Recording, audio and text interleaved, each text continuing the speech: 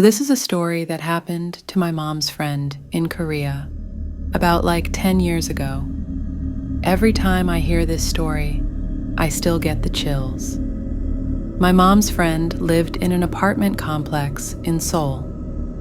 She was a stay-at-home mother with a young daughter, and her husband worked during the days. One day, she was coming home from running errands with her daughter and got onto the elevator in her building.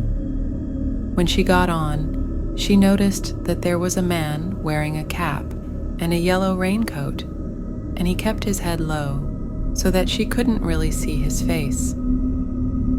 She immediately felt really uneasy, and she made her daughter stand to her side, furthest away from the man.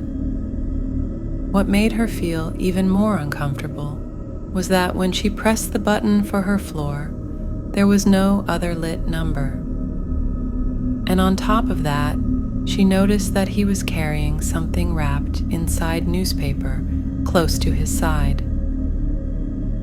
Things started to click in my mom's friend's head, and she started to panic and decided to take out her cell phone and pretend she was calling home to her husband, who was obviously really not at home and at work.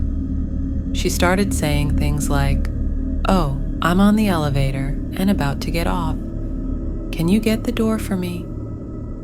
And making it seem like her husband was waiting at home.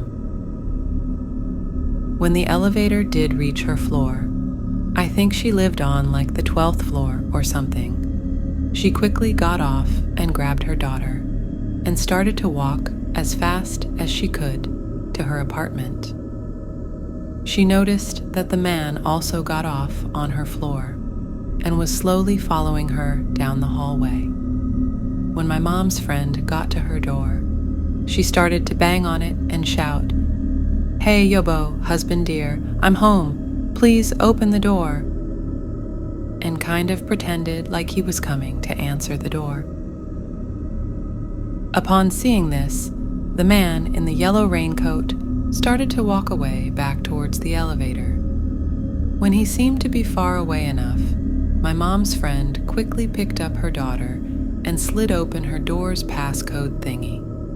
This is usually how people get into their homes in Korea, and started to frantically punch in her key code. But the problem was that the buttons would make sounds, so the man knew that no one was going to answer the door for her, and he turned around and started to run back towards her. My mom's friend, at this point, was practically screaming, and when she finally got her door to open, the first thing she did was throw her daughter in through the door. When she got in herself, she saw that the man was pretty much inches from the door, but she managed to shut it and lock it before he could wedge his hand or weapon into the door. Afterwards, looking through the door's peephole, she saw that the man was walking away back towards the elevator. Several months later, my mom's friend was watching the news, and there was a coverage on the capture of a serial killer named Yoo Young-chul, who used to kill a lot of prostitutes. She told my mom that she could never forget the dread she felt when she saw the too familiar yellow raincoat and hat that he was wearing when apprehended.